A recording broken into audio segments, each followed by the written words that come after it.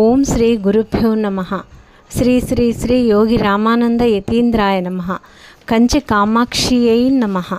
కంచి కామాక్షి అమ్మ యొక్క లీలలు తెలియని వారే ఉండరు. మహామహిమాన్వితమైన ఆ తల్లి యొక్క లీలలు ప్రస్ఫుటంగా ఈ కవి నుండి మనకు జాలువారుతున్నాయి. ఆ కవి ఎవరో కాదు, మూక కవి, మూక శంకరులు. ఆ మూక శంకరులు అని ఎందుకన్నారంటే ఆయనకు పుట్టుకతో మూగా చెవుడు ఉండేటివి. ఆయన గురించి కొన్ని మాటలు మీతో పంచుకోవాలని అనుకుంటున్నాను. శ్రీ శ్రీ శ్రీ మూక శంకరేంద్ర సరస్వతి స్వామివారు క్రీస్తు శకం 398 నుండి 437 వరకు కంచి కామకోటి పీఠాధిపతిగా పనిచేశారు.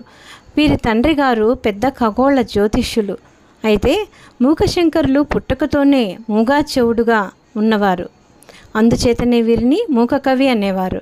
కానీ అమ్మ అనుగ్రహం ఉంటే అరక్షణంలో ఏవైనా జరగవచ్చు. ఎంతటి మహిమ అయినా అమ్మవారు జరిపించగల సత్తా ఉన్న పరదేవత కంచి కామాక్షి అమ్మ.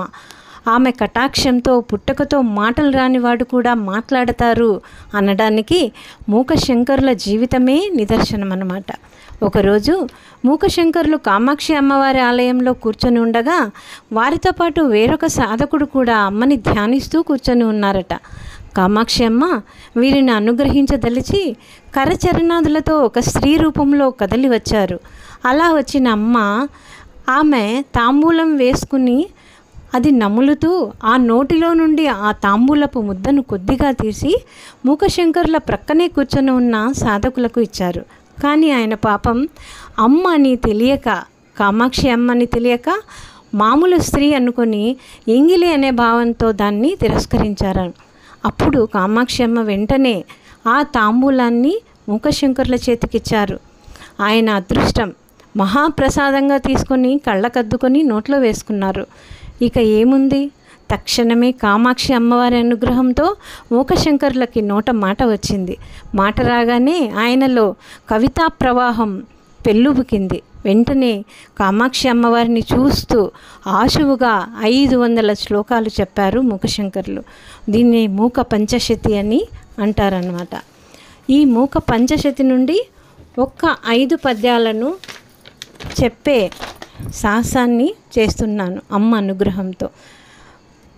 కారణపరచిద్రూపా కాంచీపురసీమ్ని కామపీఠగత కాచన విహరతి కరుణా కాశ్మీరస్తబక కోమలాంగలత కంచన కాంచీ నిలయం కరతృత కోదండబాణశృణిపాశం కఠినస్తనభరనమ్రం కైవల్యానందకందమవలంబే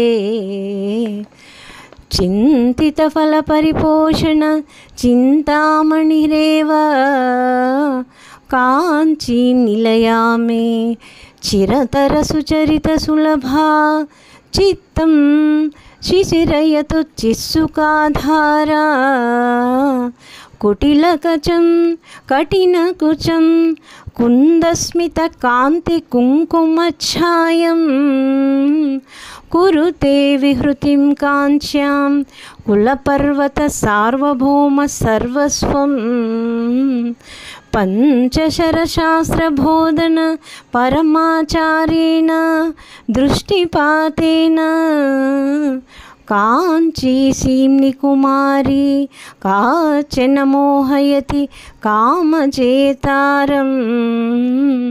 కంచి కామాక్షి అమ్మ యొక్క అనుగ్రహం మనకందరికీ సంపూర్ణంగా కలగాలని, మీరు కోరుకున్న కోరికలన్నీ ఆ తల్లి తీర్చాలని కోరుకుంటూ సవినయంగా మీ అనుపమ ప్రకాష్.